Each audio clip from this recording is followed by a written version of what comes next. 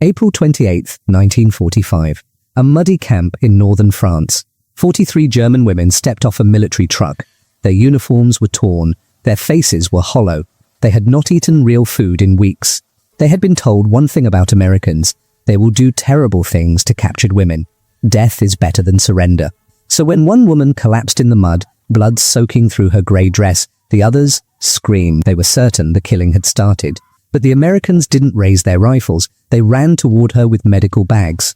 One woman, Anneliese Vos, just 24 years old, whispered 5 words before she passed out. "I'm bleeding through my dress." What happened in the next 72 hours didn't just save her life. It destroyed everything these women had been taught to believe. They expected torture. They got penicillin. They expected starvation. They got steak, white bread, and fresh oranges. They expected monsters. They found something far more dangerous: kindness. And that kindness broke them in ways no weapon ever could. This is the true story of 43 German women prisoners and the American mercy that shattered their world. If you love real stories from history that most people have never heard, you're in the right place. Subscribe now and hit the bell icon so you never miss a story. Like this video if you want more forgotten tales from World War II. And please, watch until the end, because what these women discovered in an American prison camp will change how you think about war, enemies, and what it truly means to be human. Let's begin. The collapse that changed everything. The mud was the color of old blood. Anneliese Vos noticed it first, that thick, sucking French mud that grabbed at her worn boots as she stumbled off the canvas-covered truck into the processing yard at Camp Lucky Strike.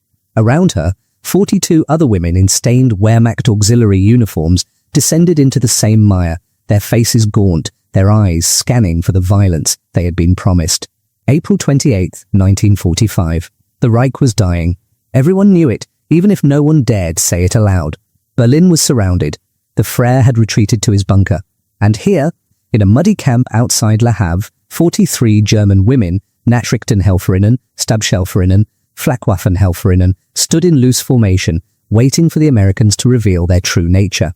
The propaganda had been explicit. American soldiers are savages. They will violate you. They will torture you.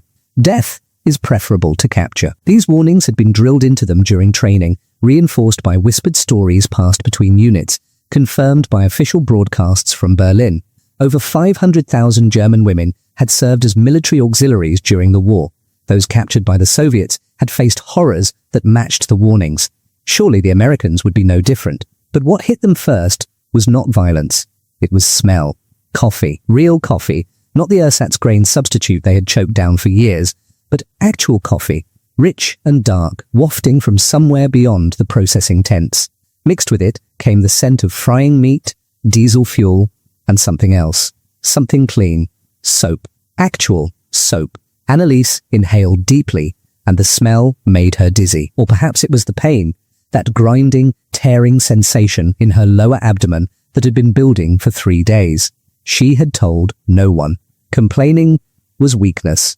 Weakness invited death. So she had pressed her hand against her stomach during the transport, bitten her lip until it bled, and prayed to a god she was no longer certain existed. Now standing in the mud, she felt something warm running down her inner thigh. She looked down. Her grey uniform dress was darkening at the hem. Not mud, not water, blood, fresh and red, and spreading. Anneliese, the voice belonged to Trude Fassbinder, the youngest among them at 19. Trude's eyes went wide. "Anneliese, ich blut durch mein Kleid." The words came out as a whisper. "I'm bleeding through my dress." Then her legs folded.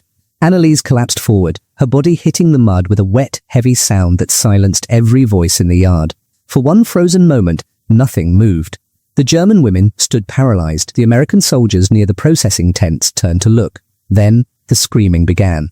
Trude shrieked, dropping to her knees beside Anneliese. Other women scattered, certain this was the beginning, the massacre they had been promised, the violence that would now descend upon them. Waltraud Kirchner, the radio operator who still wore her party pin hidden in her pocket, grabbed 2 younger women and pulled them backward, her face twisted with fury and terror. "They've shot her." Someone screamed in German. "They've started." But no shots had been fired. What happened next defied every truth the Reich had planted in their minds. 2 American medics sprinted across the muddy yard. their boots throwing up clods of earth. They wore white armbands marked with red crosses, and their faces showed no rage, no cruelty, only urgent professional concern. Behind them came a stretcher carried by 2 more soldiers. A medical officer, Captain Vernon Holloway, according to the name stitched on his jacket, dropped his clipboard and ran, his stethoscope bouncing against his chest. Make a hole. Everyone back. The shouts were in English, but the gestures were universal. The German women parted, some still weeping, others frozen in disbelief. Trude remained crouched over Anneliese's body, shielding her friend with her own small frame, tears streaming down her mud-spattered face. "Miss, Fräulein, we need to help her." Captain Holloway's German was terrible, accented and broken, but the meaning was clear. He knelt in the mud, heedless of his uniform, and pressed 2 fingers to Anneliese's throat. Pulses weak. "Get that stretcher over here now."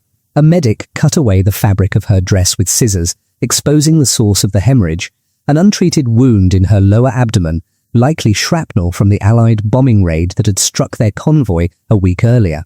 Infection had set in. The wound had reopened during transport. Trude watched, unable to comprehend what she was seeing.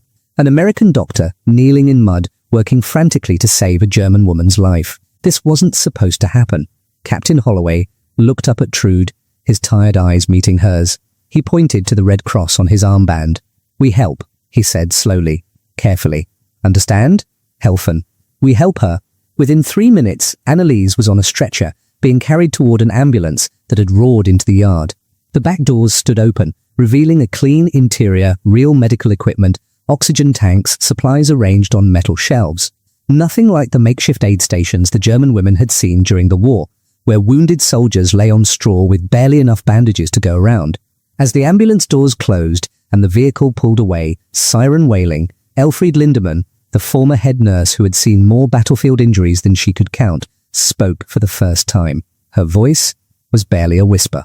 But in the silence that had fallen over the group, everyone heard. They're saving her. The Americans are saving her. It was not a question.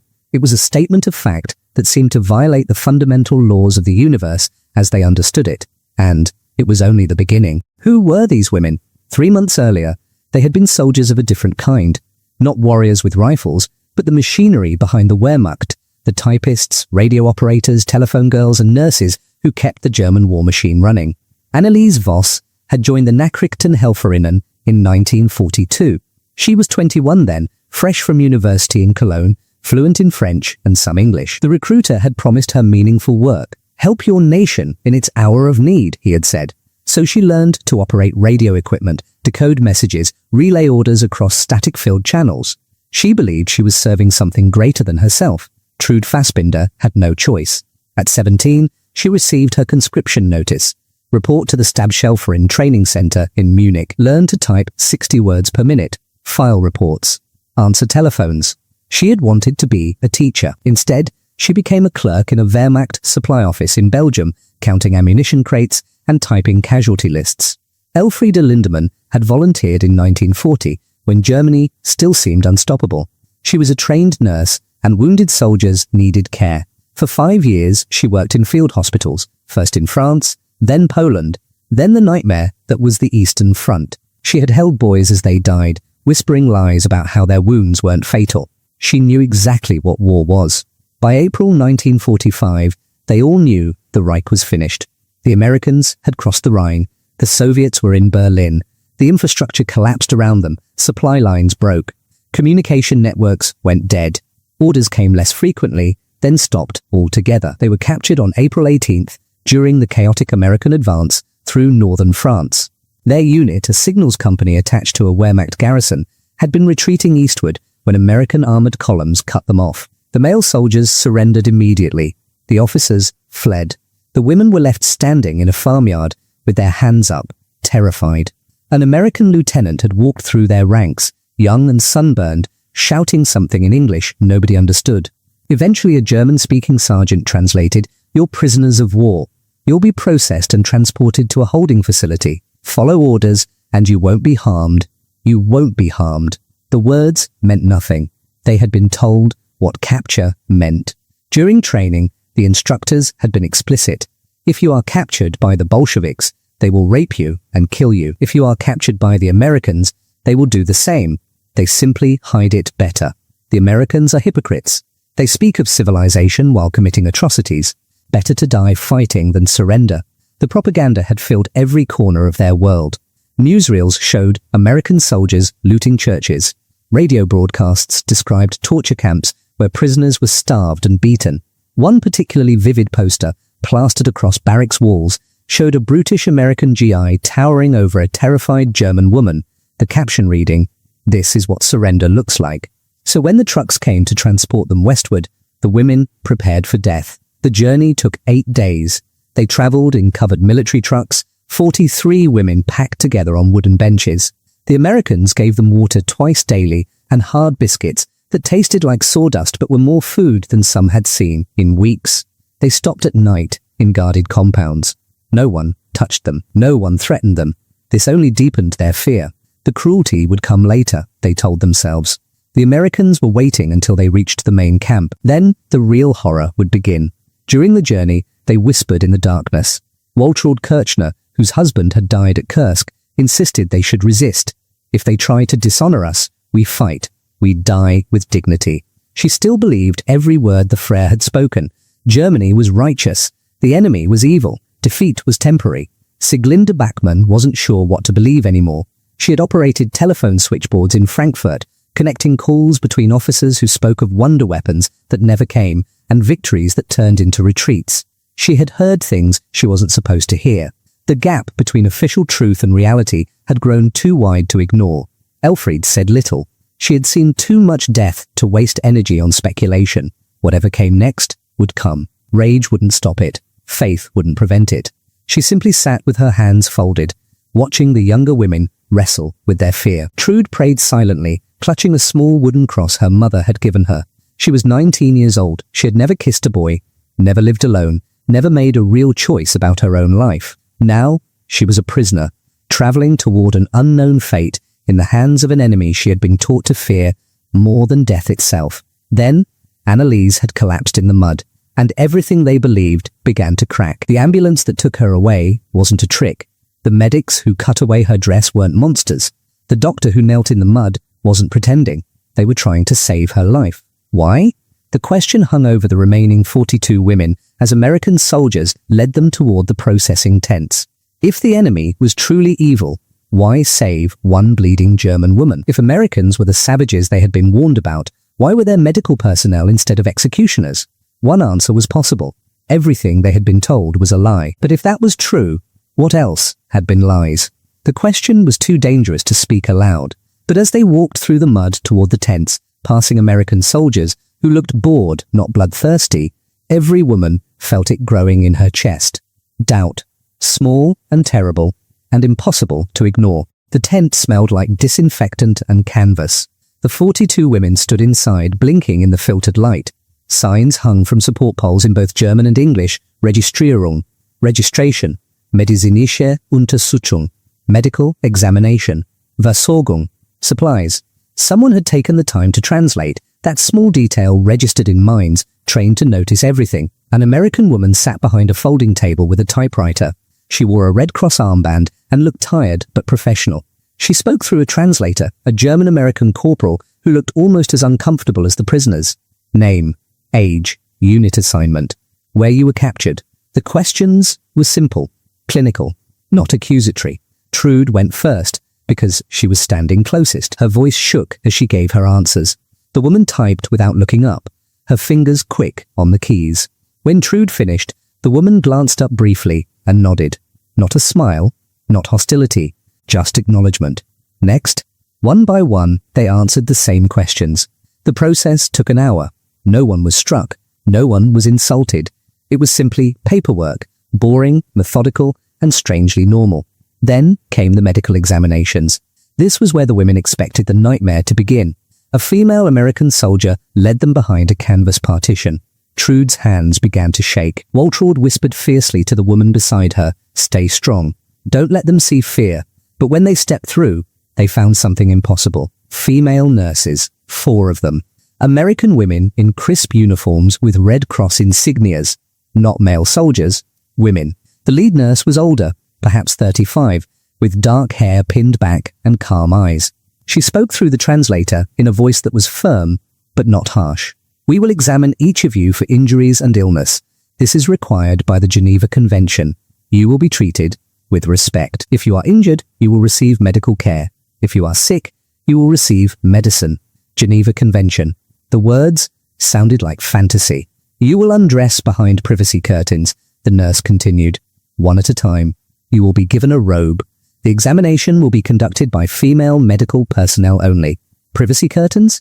Trude was motioned forward first. A nurse led her to a section divided by white sheets hanging from a metal frame. The nurse handed her a cotton robe and then, impossibly, turned her back, gave her privacy. Trude stood frozen, holding the robe, unable to process what was happening. For 2 years she had lived in crowded barracks where privacy didn't exist. She had changed clothes in rooms packed with 50 other women. She had used latrines with no doors. Privacy was a luxury from a previous life. Now, an American nurse was offering it to a German prisoner.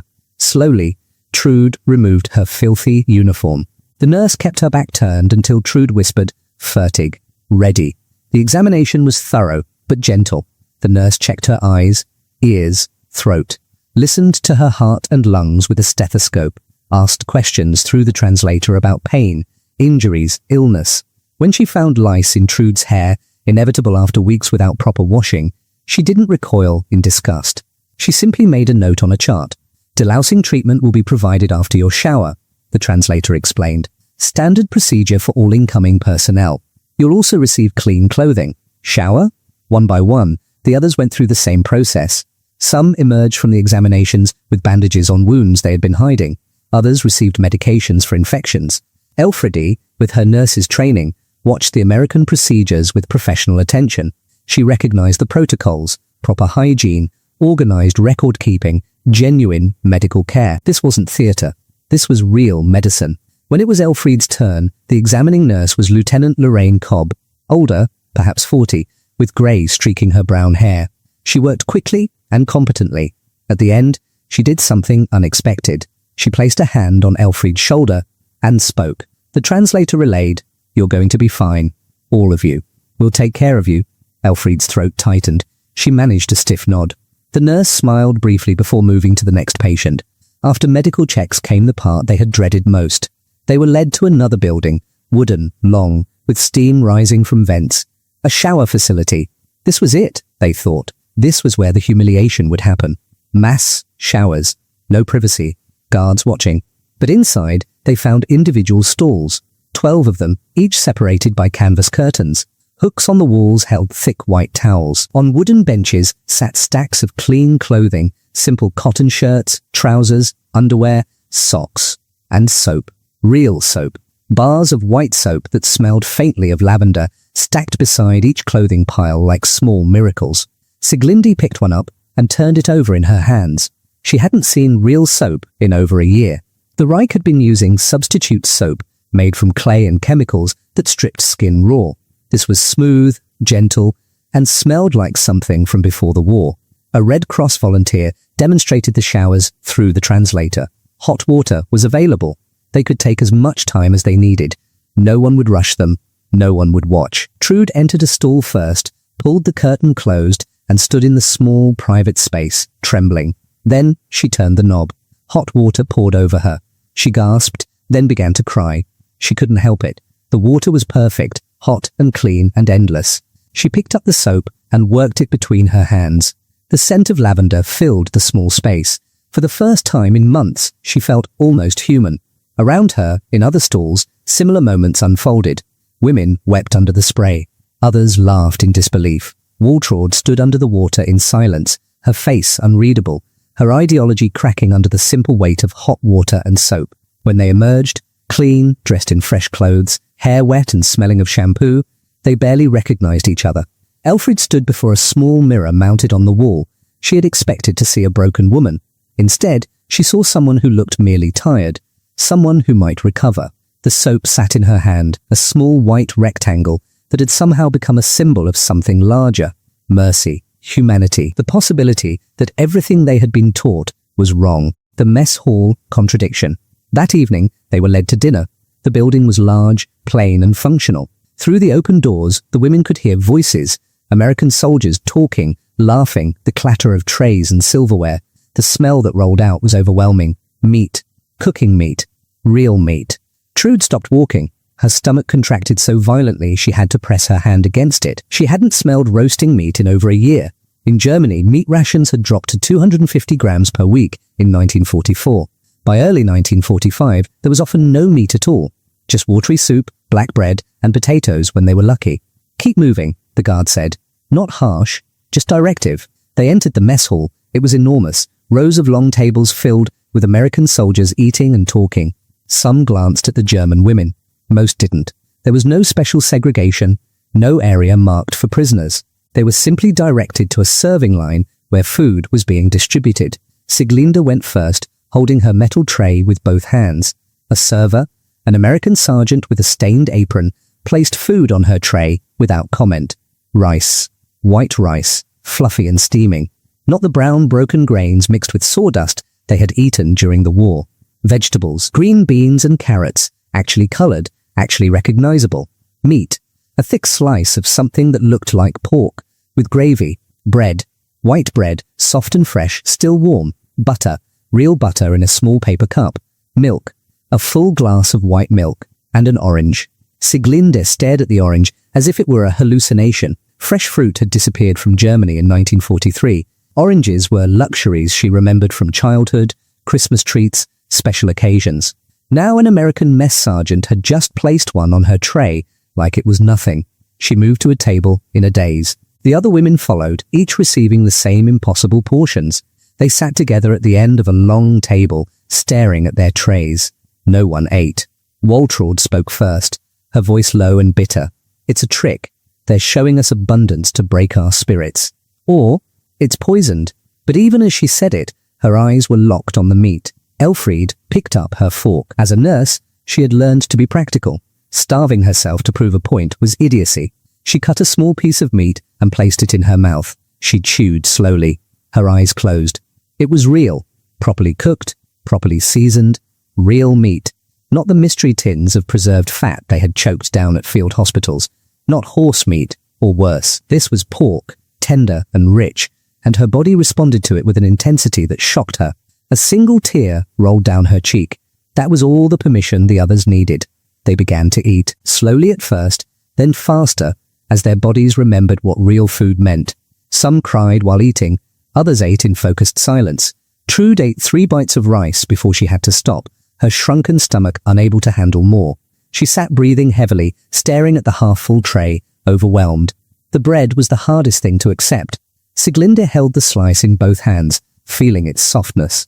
In Berlin, bread rations had been cut to 7,500 grams per week in 1945, and that was black bread, dense and often moldy. This was white bread, soft, fresh, the kind of bread that hadn't existed in Germany since before the war. She took a bite and nearly sobbed at the taste. Across the table, another woman whispered in German, "How can they have so much?" We were told America was collapsing, that their economy was broken, that they were desperate and weak. But this, she gestured at her tray, at the half-eaten meal that was more food than she had seen in weeks. This isn't weakness. This is power. The observation settled over the table like a weight. It was true. Everything they had been told about America, that it was decadent, failing, on the verge of collapse, was being dismantled with every bite. The propaganda had promised them that Germany's discipline and sacrifice would overcome American softness. But Germany was starving in ruins while America had so much food it could feed enemy prisoners like this. The orange became a symbol. Trude held hers in both hands, unable to peel it. The color alone was almost painful to look at. Bright, vivid orange, in a world that had been grey for so long. She brought it to her nose and inhaled. The citrus scent exploded in her senses. Finally, she peeled it. Juice ran over her fingers. She separated one segment and placed it in her mouth. The sweetness was almost unbearable. After years of bland food, the intensity of flavor was shocking. Juice ran down her chin. She didn't care. She ate slowly, making each segment last, while tears streamed down her face. An American soldier at a nearby table noticed. He was young, maybe 20, with red hair and freckles. He caught Trude's eye and gave a small, awkward nod. Not mocking, not cruel, just acknowledgement. She looked away, ashamed of her tears, ashamed of her hunger, ashamed that the enemy had given her an orange and she had devoured it with gratitude.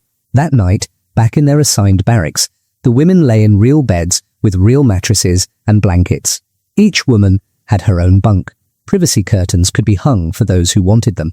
Waltraud spoke into the darkness, her voice hard. They're trying to make us forget. They feed us so we'll feel grateful. So we'll betray everything we believed. No one answered immediately. Then Elfried's voice came, quiet but clear. Or perhaps they're just following their own rules. The Geneva Convention requires proper food for prisoners. Maybe this isn't strategy. Maybe this is simply what they do. Even for enemies? Especially for enemies. That's what separates civilization from barbarism. The words hung in the dark barracks. Outside, the camp was quiet, except for distant voices and the sound of trucks moving supplies. 42 German women lay in clean beds, their stomachs fuller than they had been in months, their minds wrestling with a truth that refused to fit into the framework they had carried across France. The enemy had shown them mercy, and that mercy was harder to bear than cruelty would have been, because cruelty they understood. Mercy required them to see their captors as human, and once you saw the enemy as human, everything became complicated. The routine began the next morning. A schedule was posted on the barracks wall, printed in both German and English. It was regimented, but not cruel. It was simply order. The kind of structure military life had always followed. Work assignments were light. Some women were sent to the kitchen to help prepare meals. Others worked in the laundry, washing linens and uniforms. A few, including Elfried with her nursing background, were asked to assist in the camp infirmary. But what shocked them most wasn't the work. It was the payment.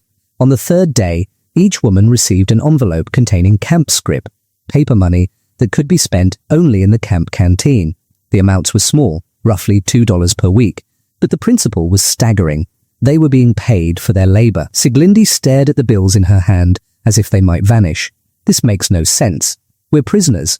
Why would they pay us? The translator, Corporal Floyd Jernigan, explained through the wire fence. Geneva Convention, Article 62. Prisoners of war shall be paid for their work. It's the law. The law. As if law still meant something. As if rules applied even to enemies. The canteen was another revelation. A small building where prisoners could buy cigarettes, writing paper, stamps, soap, chocolate, even magazines. The prices were low, affordable with their wages. On her fourth day, Sieglinde bought a chocolate bar. She spent 50 cents, half her first week's earnings, on something frivolous, something sweet. She ate it slowly in the barracks that evening, letting each piece melt on her tongue, marveling at the taste of real chocolate after years of nothing. Trude used her money to buy writing paper and a stamp. Letters were allowed, though censored. She wrote to her mother in careful script. I am alive. I am in France, in an American camp. I am being treated according to international law. Please do not worry. I hope you are safe. I do not know when I will return, but I am well. She didn't mention the soap, the hot showers, the chocolate, the orange. Those truths were too complicated for a censored letter. How could she explain that she was living better as a prisoner than her mother likely was as a free woman in the ruins of Germany? The library was Trude's discovery.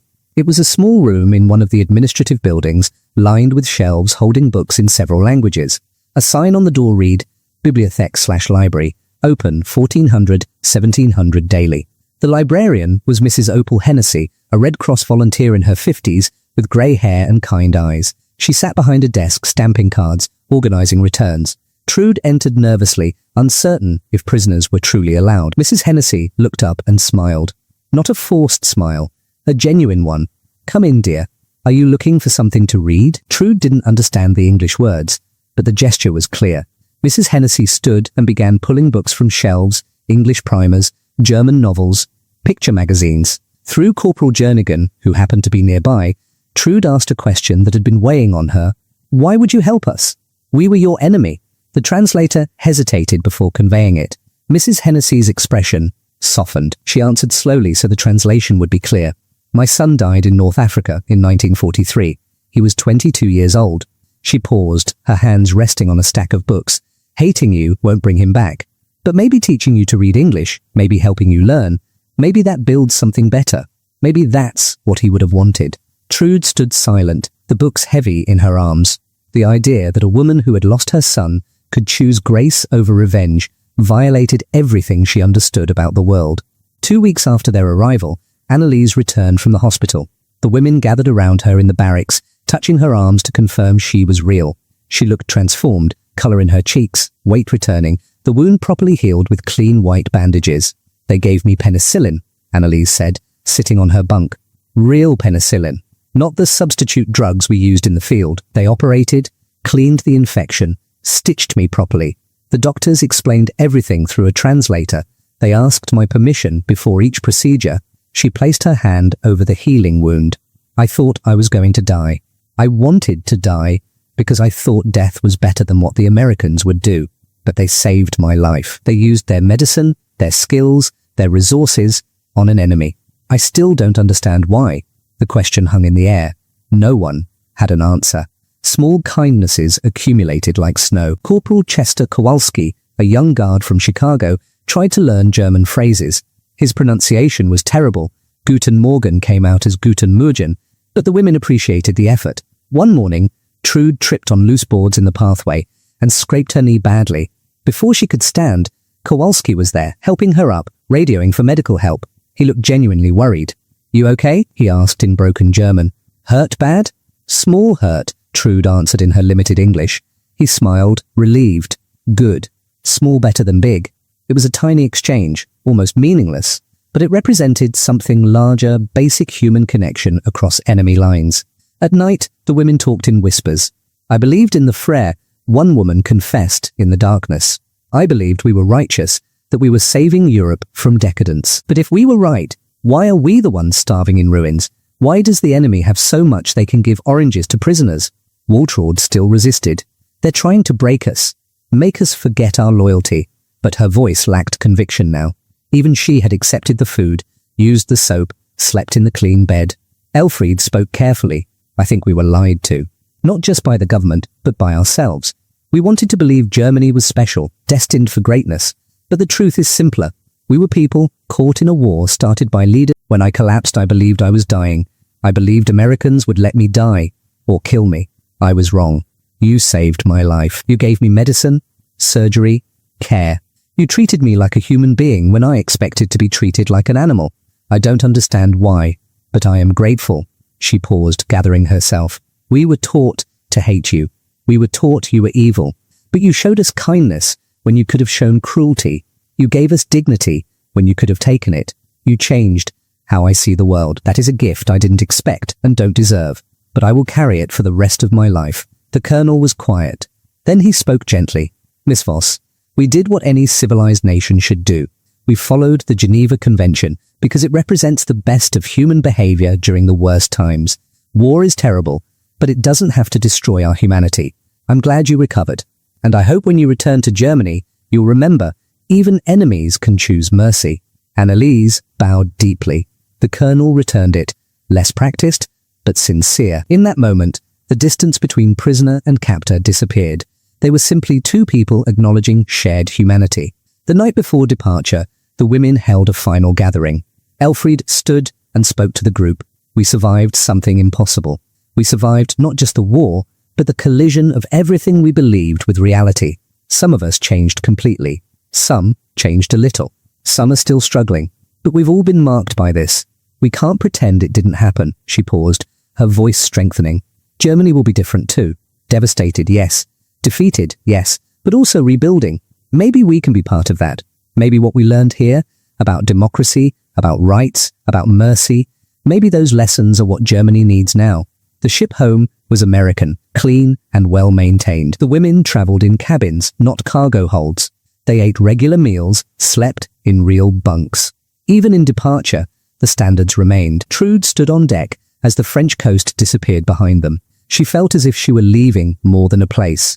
She was leaving a version of herself, the girl who had believed the propaganda, who saw the world simply, who never questioned. That girl had died somewhere between the dock and the hospital, between fear and understanding. Germany in 1946 was unrecognizable. When their ship docked in Hamburg, Trude saw a landscape of rubble. Cities that once buzzed with life were fields of destruction. People moved like ghosts, thin, hollow-eyed, wearing whatever they could find. Children begged. Old women sold possessions for bread.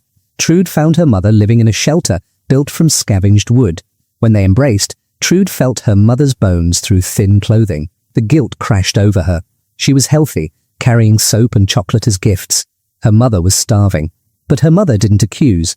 She simply held her daughter and wept with relief. Later, when Trude tried to explain the camp, her mother listened without judgment. "You survived," she said finally.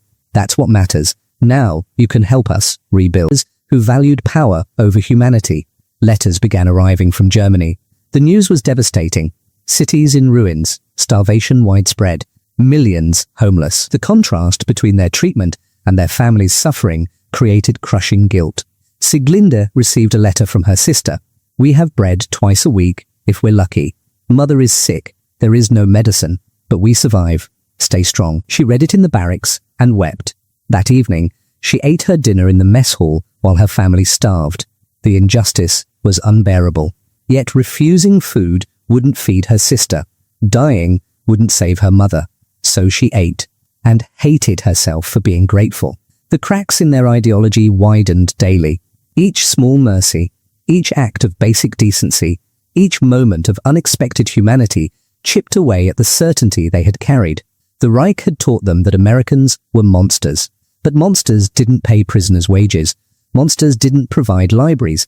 Monsters didn't ask permission before surgery. Slowly, painfully, the women began to understand. Everything they had believed was built on lies, and now they had to decide what to build in its place. Winter came to Camp Lucky Strike, bringing cold rain and grey skies. In December 1945, the announcement arrived. Repatriation would begin in January. Ships would take them home to Germany. The women should prepare to leave within weeks. The news should have brought joy. Instead, it brought dread. Trude lay in her bunk that night, listening to rain drum on the roof, and realized she was afraid to go home. Not afraid of the journey, but afraid of what she would find. Afraid of her mother's eyes looking at her healthy face. Afraid of neighbors asking what captivity had been like. Afraid to admit she had lived better as a prisoner than they had lived free. More than that, she was afraid of losing something she had gained here. A certain clarity. In this camp, stripped of propaganda, she had seen people at their most basic, capable of cruelty and kindness both. Not demons, not angels, just humans. Going home might mean returning to the old lies, the old certainties, the old ways of seeing the world in simple terms. She wasn't sure she could do that anymore. Annelise's transformation was most visible. The woman who had collapsed bleeding in the mud was gone. In her place was someone stronger, clearer, more thoughtful. The scar on her abdomen would always remind her how close she had come to death and how American medicine had saved her. One afternoon, Annelise requested a meeting with the camp commander, Colonel Harlan Presley. With Elfried and Trude accompanying her, she entered his office. Colonel Presley was a quiet man in his 50s with tired eyes. He invited them to sit and asked what they needed. Annelise spoke in careful English, words she had been practicing for weeks. "Colonel, I want to thank you." Over the following years, that's exactly what they did. Trude used her English to work with American occupation forces, translating documents, building bridges between occupiers and occupied. She saw the same contradiction. The nation that had bombed Germany now helped rebuild schools and hospitals. Annelise became a teacher, educating German students about international law and human rights. Elfried returned to nursing, working in a hospital with American military doctors, learning new techniques, sharing knowledge. Sieglinde married, had children, and told them stories about the war, not the propaganda version, but the truth. The soap that smelled like lavender, the orange she tasted, the American nurse who held a patient's hand, the colonel who spoke of mercy as choice. "What did it teach you?" her daughter asked years later. Sieglinde thought carefully. "It taught me that people are more complicated than we want them to be, that enemies can show kindness, that nations can be brutal and merciful both, that the world doesn't fit simple stories. It taught me that surviving isn't just staying alive, it's staying human, and mercy is harder to carry than hatred, but it's the only thing that lasts."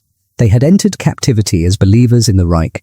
They left as students of a different truth, that humanity persists even in war's darkest hours, and that choice matters more than ideology.